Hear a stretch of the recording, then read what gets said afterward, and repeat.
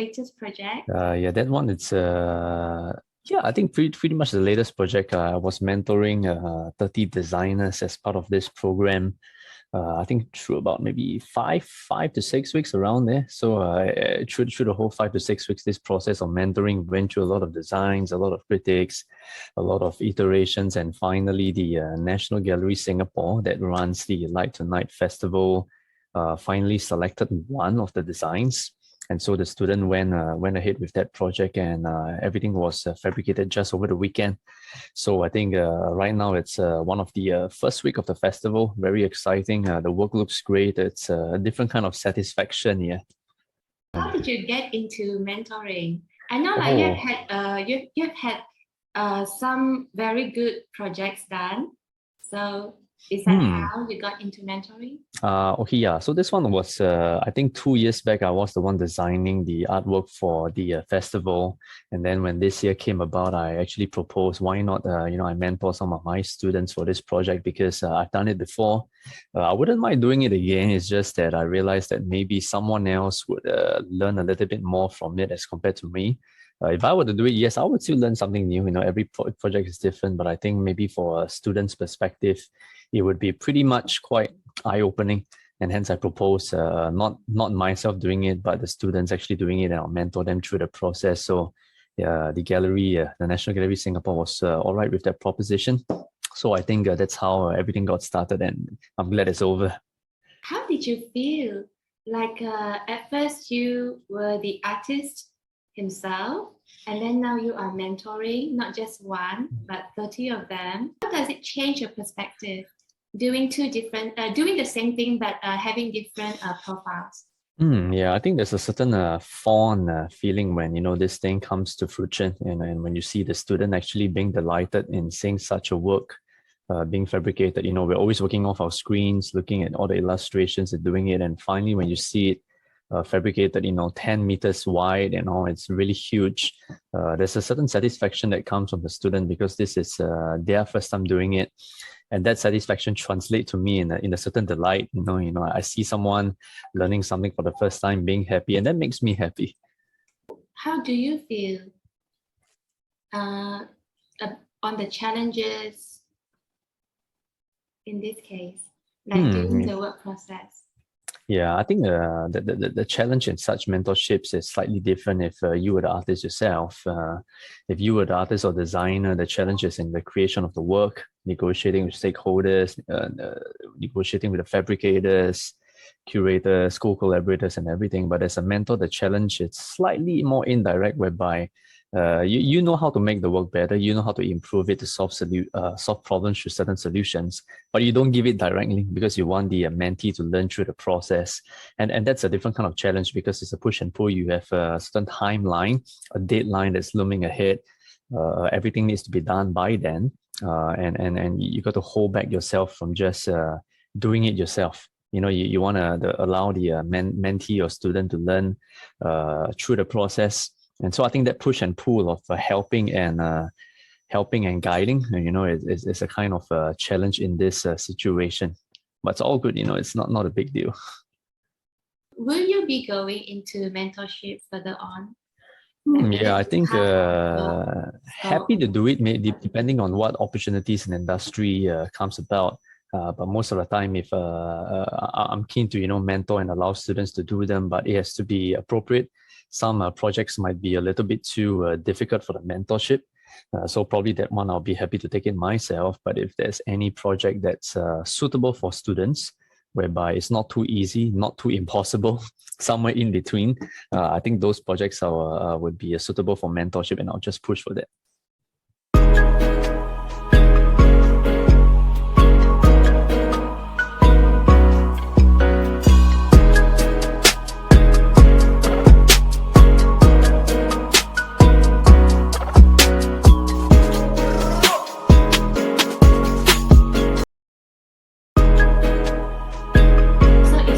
Chinese New Year message? 恭喜发财. What are you doing now besides mentorship? Okay, yeah. So for myself right now, this year, some of my plans would be to finish 2 big projects. One, finish my master's degree. in tech and innovation. A little bit, I think about half a year's time I'll be graduating. So finally that is coming, as well as publishing my book that I'm writing for almost a year already. So I think that book should be published in half a year as well. Hopefully, if nothing goes wrong. That book is on design and innovation. And then probably these two projects would be the main endeavors for the first half of the year. And then after that, I think I deserve a well-deserved break after that. And then I'll see what I want to do for the second half of the year. Is it academic or something like a coffee book? Somewhere in between. It's a position. So much interesting. I can't wait for 6 months. Yeah. I think when it gets published, I'll send you a link. You can actually go and grab a copy of it. No, I want to get a copy. Yeah. I think that book is positioned as a work and guide book for anybody, the man on the ground, to practice design for the purpose of innovation today. A guidebook has both elements. One, you have some theory, some concepts that you need the reader to understand a little bit about the theory. And then we have some tools in the form of canvases, diagrams, and all, where people can actually apply these theories that they learn. And hence, I would say it's somewhere in between coffee table and guidebook. It's not fully academic, because fully academic, it's would be worthy of publishing in journals. But this one, we're having a commercial publisher, so it can't be fully academic. Yeah, so I think I wouldn't want it to be fully academic as well, because in terms of designing for the purpose of innovation, it really starts from the ground level, on an everyday level, as compared to broad level policies and all. Yeah, so I think this one is really pretty much designed for everybody individually to exercise design and innovation every day. How does a busy mind like you juggle all these things? About weekly or fortnightly. And then, a lot of this, I schedule it, it's all very systematically in my diary, by the hour, 10 to 11, having this call, 11 to 11:30, another meeting and all. And so through the day, we just do all of this, not really flexible schedules through the day.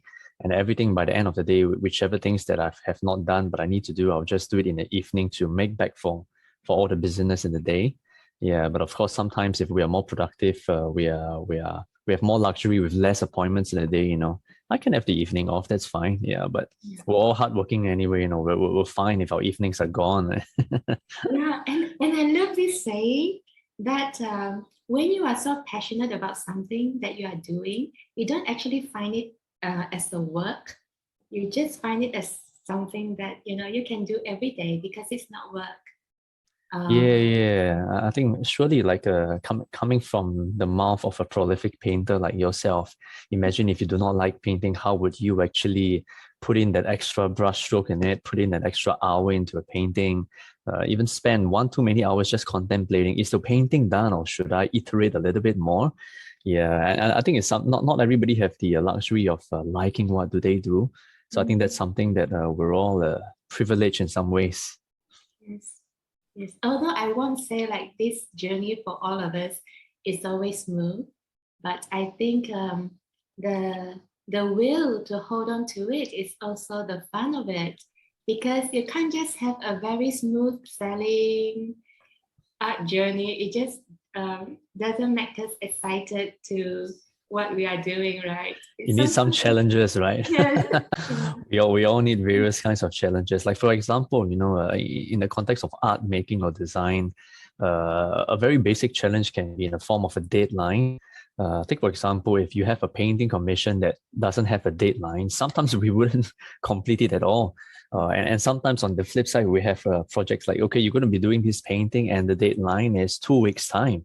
And sometimes we become more productive that way, when you have a challenge on hand. We have confines, we have parameters to work within, and then we work there. It's something along the lines of thinking and working within the box as compared to thinking and working without the box, whereby right now you're boundless, Yeah, so it really depends on the working styles of an individual. And hustlers connect with hustlers. You all understand what the hustle is. You understand what each other are doing, and you kind of don't really need to explain much. I know you're doing one too many projects, but you enjoy it. Why?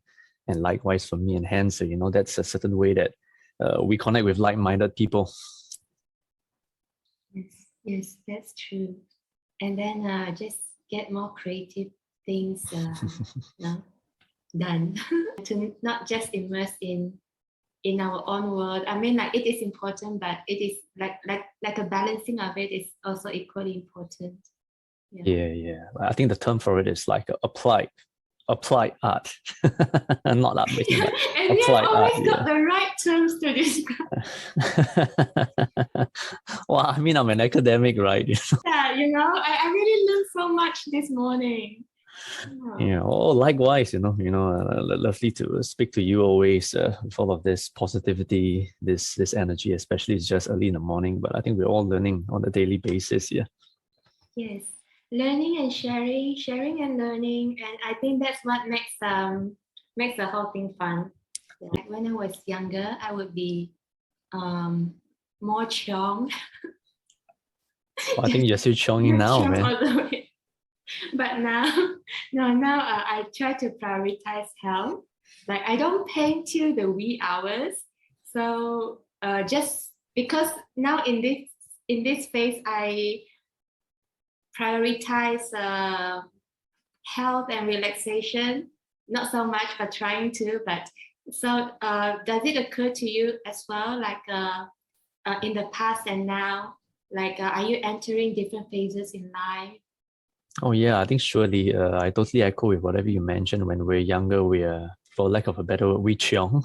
Yeah. Because we have the energy, because we have nothing to lose, and also because we're exploring, what do we like, what are our strengths, what are our weaknesses, and it's only through chonging or doing a certain quantitative number of projects where you learn about your strengths and weaknesses. And then in the next phase of life is where you operate on your strengths, not so much of your weakness, and hence the quantitative number of projects becomes less, and it gives us balance. You have more time to prioritize wellness, or maybe not wellness but balance. Yes. Yeah, I think we're all in that phase of our life or career. Yeah. To youngsters, to mentees, like would this be one of the advice? No, surely. I think on this aspect of exploration phase where you try to learn a little bit of your strengths and weakness, you do everything you chong, and then when you found out your strengths, you exploit them. So you go from exploring to exploiting, and then you exploit it for a couple of years, usually a little longer than exploration, and then you become a domain subject expert in that matter. And after a while, you realize that, hey, you're not learning anymore because you've exploited all the value from this craft. And then we go back to exploration field. That's where we learn a new skill, but not totally new, but really looking at what are the expertise that we have from the exploitation phase, and inform a little bit about these new skills that we are learning in the next exploration phase. So it's a cycle. There's no timeline to it. It's not like a one year thing, but maybe I think maybe it might be a 4 to 5 years first in exploring, and then you explore your skills in the next 10 to 15 years, and then probably you explore again in the next 3 to 4 years, somewhere there. Yeah. I also see that you are an angel investor. So can you please also share with us something on that? Yeah, I think angel investing is something that shouldn't be your first investment. I think it shouldn't be your second or third investment. It should be your latent investment. A latent investment means it's something whereby it's one of the last or tail end instruments of investment. Why? It's because it has the highest amount of risk, but of course the highest amount of risk comes with the highest amount of yield. So, a little bit of angel investing means you invest in startup companies that have yet to reach their first round of funding, usually in their first 1.5 years of commencement, where the founders of the company will be soliciting funds for a certain amount of equity or investment percentages. And startups don't last. Statistics wise, 95 out of 100 startups die in their first 2 years, which means that you only have 5% of chance or 0.05 probability of making some money back. And that involves a lot of research, a lot of due diligence on your end, scheduling a lot of presentations with the founders, interrogating them. Maybe if you want to be clear about the business model, and you got to be comfortable with the business because, for example, with we know nothing about rocket science, but we are going to invest in a rocket science company. We won't be able to do a good due diligence because we don't have the expertise in that area. Yeah, so sometimes we might want to invest in companies within our domain expertise. So at least we know a little bit about what they're doing. We can make an informed decision. And angel investing is not something we just jump in because others are doing, but really you do it based off all your homework until you're comfortable, because it's 0.05 probability of making a return. It's just like, to me, probably I perceive it as investing in art, that investing in a business, sometimes we have to be really comfortable. Investing in art is more intuitive, you know, you got to connect with that thing. You're going to look at it every day. So yeah, I think I shouldn't be comparing this to, Why not, man? That's cross-disciplinary practices. Yeah, just practice my brain. And on that topic of art and business, I think the latest infusion of NFTs in the industry has given us that perspective, because the NFTs is all about, you know, what is the valuation today? What is the prospective valuation in the future? You know, you're talking about a certain yield, a certain ratio of returns of today. So I think that's a great introduction to many, you know, people who are looking at art in the form of business. Yeah, so I think we're starting something there now. Really interesting. Some artists still pondering on it and not stepping into it because they feel it is maybe not quite environmental friendly. In the future, things might change. Some artists still stick to their traditional methods of whatever they are doing. And some are already going to NFT. What are your thoughts on this? Yeah, I think NFT, it's a case of a blue ocean strategy in the market, whereby, you know, we are creating a market and really targeting the non-consumers. Non-consumers means a lot of people who previously didn't consume art. Today, they are all consuming art because of this new product in the form of NFTs. So I think that's a very good addition to the ecosystem in the art ecosystem, whereby right now we have way more consumers because of this new blue ocean product. You know, you're now going to blue ocean where there's no competition, but of course now it's competitive. You know, now it's become a red ocean. Yeah. Nevertheless, I think, you know, of course, in terms of global sustainability, NFTs run on cryptocurrencies, which runs on a blockchain technology platform, which takes up a lot of power. Of course, the blockchain takes up a lot of power because of the way that each ledger it's created and all. But nevertheless, I think that is a future concern that I believe a lot of people are looking at today. How do we make blockchains a little bit more efficient? You know, in each transaction of the cryptocurrency, it just takes so many minutes just to do it because of the nature of blockchain. Yeah, but nevertheless, I think this would still be the case for the next maybe 4 to 5 years before either the platform or technology changes or the market just naturally dies because it has grown out of its innovation phase. So is there any Chinese New Year message from you? 恭喜发财. And also 恭喜发财 to you. Thanks, Huifong. Thanks.